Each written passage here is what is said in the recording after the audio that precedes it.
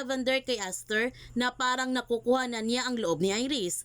Nagtanong si Aster kay Lavender, may nakuha na rin ba siyang impormasyon na tungkol sa kanila? Ang sagot ni Lavender, sa ngayon tiwala pa lang ang kanyang nakukuha kay Iris. At sinabi na rin ni Lavender kay Aster na inisip ni Iris na gusto niyang patayin si Jasmine Flores.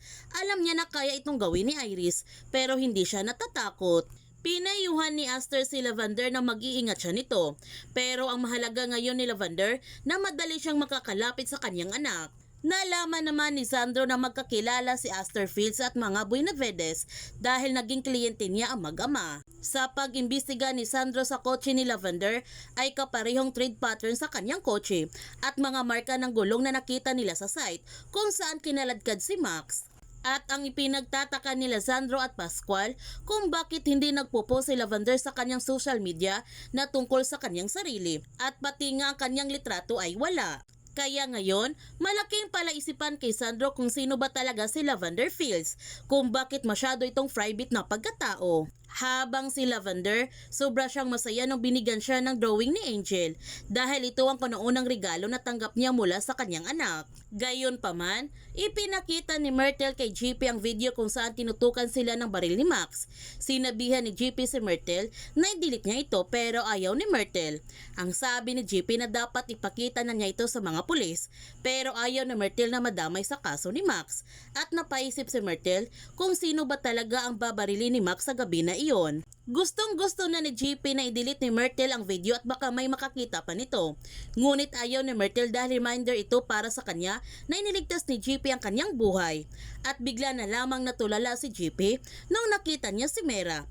Nagsisilos naman si Myrtle nito. Naalala naman ni Sandro ang kanilang masayang alaala na kasama ang kanyang anak at asawa noon. Napaisip si Sandro kung anong koneksyon ni Tyrone sa kanyang asawa dahil nakita niya ito noon na tumawag si Tyrone sa kanyang asawa. Samantala, ipinakita na nga ni Iris kay Lavender ang bahay na pwede niyang bilhin at nagpapasalamat naman si Lavender kay Iris kay sobrang busy siya nito pero sinamahan pa rin siya. Ang sabi ni Iris, kailangan din niya magpahinga para makalayo sa mga issues sa trabaho. At nung inilibot na nila ang buong bahay, bigla na lamang naging malungkot si Iris dahil bigla na lamang niya naalala ang kanilang masayang alaala noon ni Tyrone. Simula sa kanilang kasal ay masaya pa ang kanilang pagsasama at mas lalong silang sasaya nung magkakaanak na sila. Pero nawala ang lahat ng kanilang masayang pagsasama ni Tyrone nung nakunan siya nito. Nagtanong si Iris kay Lavender sa tingin ba niya kung nagkakaanak sila ni Tyrone, hindi ba siya iiwan? Nagtanong si Lavender iniwan ba siya ni Tyrone at di ba namatay ito? Ang sagot ni Iris, nalaman niya bago namatay si Tyrone, may iba na itong babae. Balak na talaga ni Tyrone na iwan siya. Nagtanong ulit si Lavender, yung kaso na solve ba? Alam ba niya kung sinong gumawa at bakit? Ang sabi ni Iris, nalaman niya na marami pa siyang hindi alam tungkol sa kanyang asawa. Mga kahinahinalan niyang ginagawa. May iba pa itong karelasyon. Sa totoo lang, hindi siya makapaniwala sa kanyang katanghan.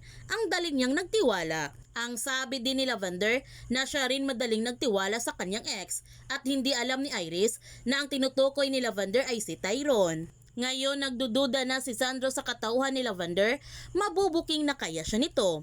Yan ang ating abangan sa Lavender Fields. Kung bago ka pa channel ko, don't forget to like, subscribe, and click notification bell para palagi kang updated sa mga videos in-upload ko. Thank you for watching and God bless to everyone.